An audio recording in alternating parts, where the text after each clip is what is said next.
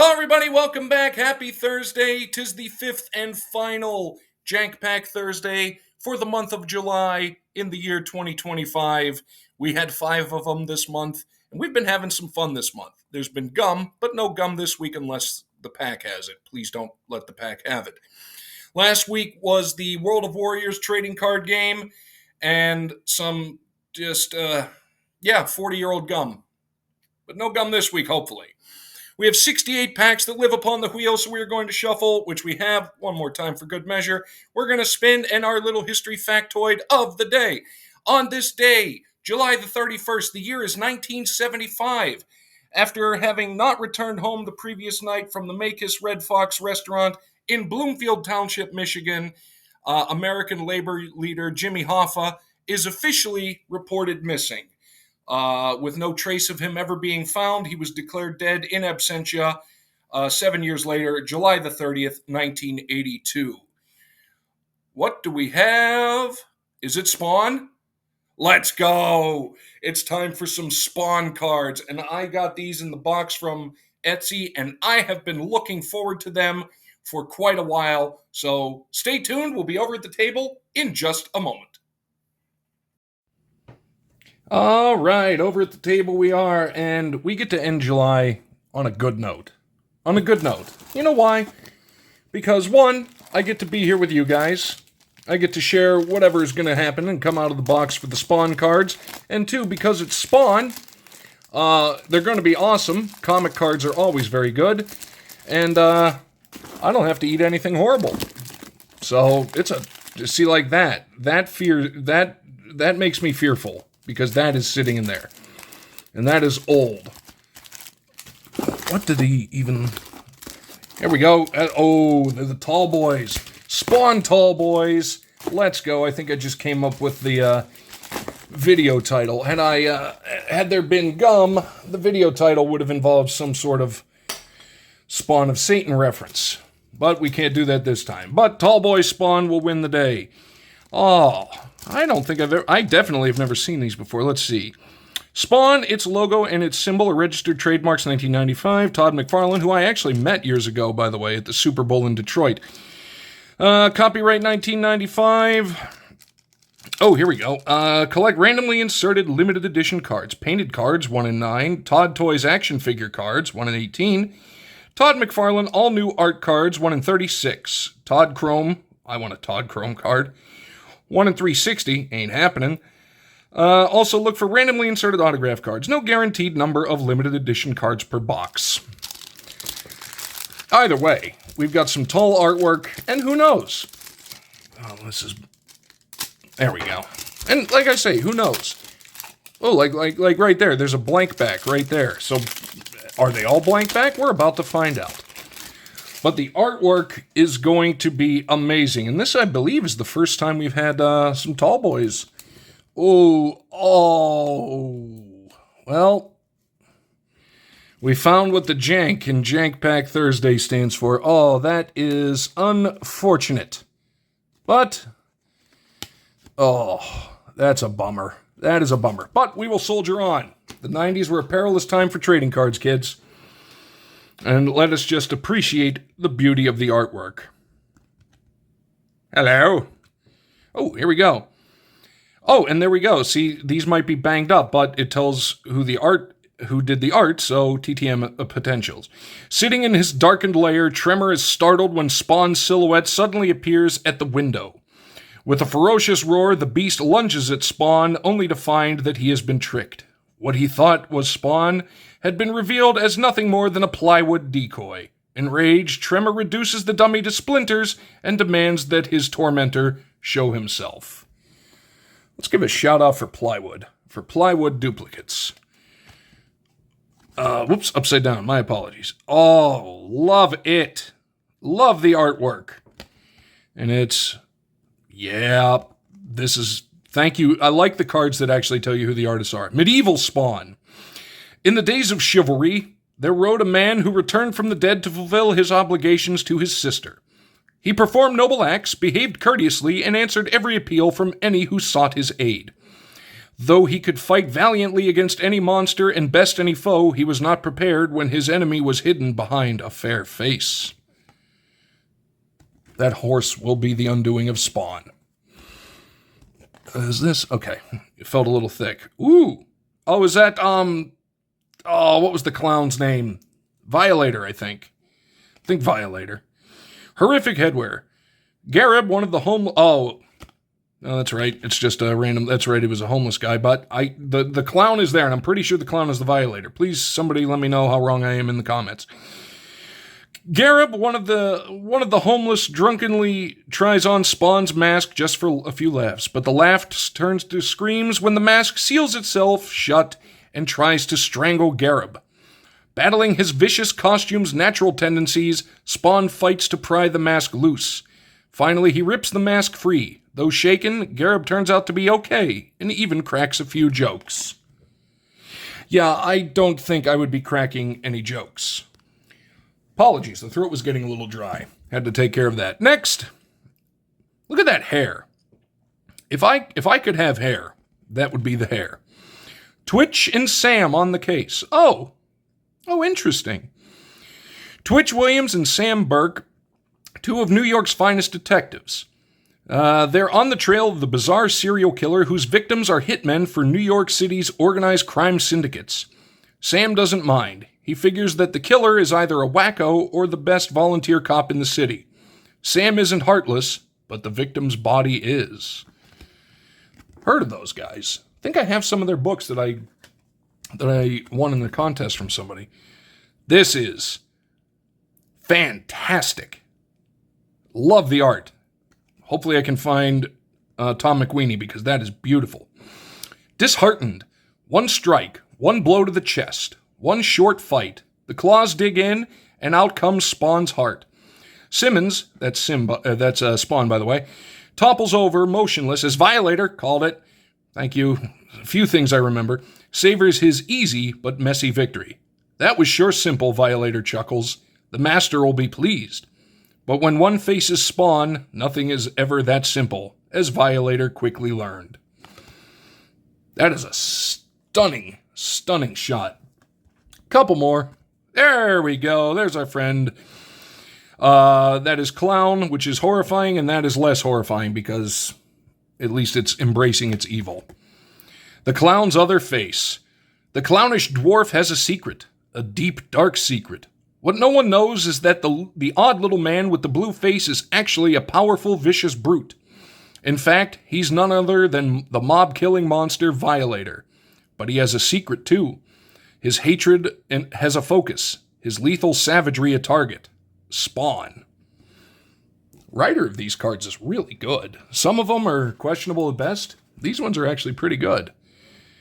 There's Violator. That's the master, if I remember correctly. We will find out. Yep, in the hand of an angry master. Malebolgia is not pleased with Violator. Is it Bolgia or Gia? I cannot remember. The spindly demon has failed miserably in his mission to guide Spawn in his new existence. Worse, Violator has gone on an unscheduled killing spree, reaping worthless souls. So Malebolgia decrees that he deserves punishment, being stuck in the form of the ugly blue-faced clown. Violator complains that there's no pleasing some people. I mean, you're not wrong. And the final card, then we've got a little blank thing. We'll see what that is. Most likely a propaganda card. Well, hello, how are you there? The jokes write themselves. And then there were two. The original expedition through the afterlife is reduced to Billy, little Jessica, and Kimberly, who died of an eating disorder and is preoccupied with New Age mysticism. All right. When Kimberly finds a rough, glassy boulder, she says, "This is just like a lucky crystal I had. But it's no boulder. It's a soul gourmet of the third sphere, which promptly devours Kimberly." Okay. Okay, and let's see if I was correct. We are correct. And actually, that's the thing. McFarlane figures are really, really cool. And that, just so YouTube doesn't yell at me, that was actually the reason I met him. I met him at the Super Bowl when the Steelers beat Seattle. Haha, Cash and Dad. in 2000 for the 2005 season in Detroit. He was there doing the launch of the Barry Sanders figure, because he did a lot of sports figures back in the day as well. Really nice guy, and I finally found the stuff that I had him sign for me, and I'm really happy about that. Those were a heck of a lot of fun. I'm a big Spawn fan, huge Spawn fan. Love me some Spawn. Shout out to Paul in the 619 and Collecting with Durs, both of them pretty big Spawn fans as well. And now, community shout-out time, and it's a familiar face. It is Maiden's World of Wax right there, the 1.98K. I talked to him earlier today. He said he was around 12 away from 2,000. And it's got to be maddening. I'm sure Julie will say the same thing after she finally and thankfully crossed over 1,000. Anybody that gets the 1,000 the first time, you're right there. And it seems like the biggest hurdle in the world. But he is a great guy and absolutely deserving of 2,000 plus. He's very close. Most of you that are watching this are definitely subbed to him, but tell some friends, tell them to check him out. He's posting stuff. And the leader of Mullet Mondays. We're always mullet hunting because mullets are a good time. You know what else is a good time? Our hunt pack. And honestly, speaking of mullets, because in that movie he did have one. It's time to go back looking for the Goldblum for the lost caverns of Ixalan. We're going to get them. I want some celebrity. One of them. Samuel L. Jackson, Sam Neill, the late, great Richard Attenborough. I think he's in this. Either way, and we did have dinosaurs on, it's actually fitting. We had dinosaurs on Monday with the homage trading card game, and some more dinosaurs hopefully today, as we start off with a merfolk. We've got our token merfolk right there, a 1/1 token creature. Ooh, there we go. We've got a mythical foil in, what is this? I think the showcase, Vito, Fanatic of Alcazats. That is a sweet looking card. And a foil mythical rare. I will take that all day and twice on Sundays. Another mythic rare, the Cavern of Souls. I like this one. I've used these a lot in some of my decks in the past. Basically, it adds a colorless mana, or you choose a creature type. So whatever your deck is loaded with. Like in this case, maybe it's vampires. So then you declare it as a vampire land, and it adds any color mana. So if you only have swamps and you need a plains to cast it, but you have that, goes right out. Plus, it can't be countered if it uses that land. Man, we're getting a really interesting showcase pack. We've got Nickenzill, Current Conductor. A little hard to read with the showcase design, but I love the showcase design. Next, Swashbuckler's Whip. That is a cool-looking whip. Indiana Jones much? Captain Storm, Cosmium Raider, a human pirate. How heavy is an anchor gun, one would ask? We've got Hoverstone Pilgrim. That is a horrifying-looking little golem thing. But we're still looking. Come on. We're still looking for that little Jurassic Park head right there. Bartolome del Presidio, a legendary vampire knight. And that's the thing. Like, a prime example of the Cavern of Souls, you can see it up close. This requires a plains and a swamp. Let's say you only have plains, but you have that'll act as a swamp. Love the art. Out of air, I almost said out of the air. Ooh, that is a nightmare predicament right there, I would have to say. A few more. Runaway Boulder. I made an Indiana Jones reference earlier, but when Runaway Boulder enters the battlefield, it deals 6 damage to target creature an opponent controls. But what does it do after that? After that, it does nothing. Well, but it's a one-time thing, or you can cycle it for another card. That's interesting. I don't know. The Brazen Blade Master, an Orc Pirate, with a little moustache right there. We have another chance. An instant, you may mill 2 cards, then return up to 2 creature cards from your graveyard to your hand. Oh, I hate those cards. They're even worse when it says return them to the battlefield. We've got the alt art of the basic forest. Absolutely stunning looking design. And we have our art card. Ooh, but it is dinosaurs. It is the gold signature stamped edition with a little cat face.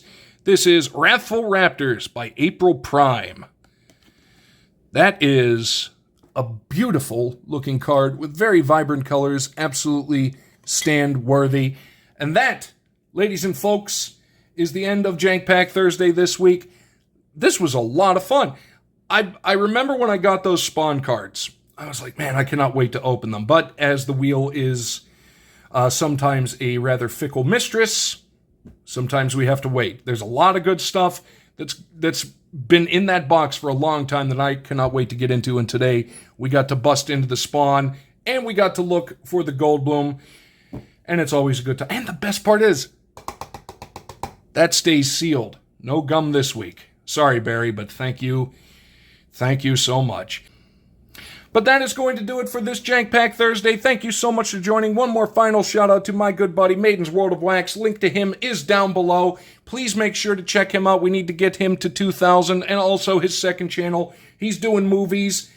He's doing movies Saturday night, 10:30. Far Out Flicks. Come check it out. It's a fun premiere on Singularity Digital Art. I wish we could have gotten the Goldblum. That would have really put the true cap on the month of July. But at least we end with actually a really good pack, I have to say. 2 mythic rares, some beautiful Spawn TTM potential, and 15 minutes of getting to spend time with you, my friends. So thank you guys so much. Let me know what you thought down below. We will see you next time.